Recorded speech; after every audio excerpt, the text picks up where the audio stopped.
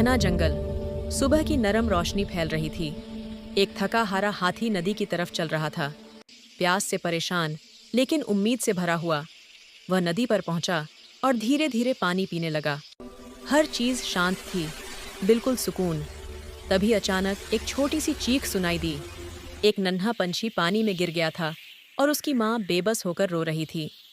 हाथी ने तुरंत कदम रोका, अपनी सूंड पानी में डाली और प्यार से उस छोटे से बच्चे को बाहर निकाल लिया। माँ, पंछी की आंखों में शुक्रिया चमक उठा।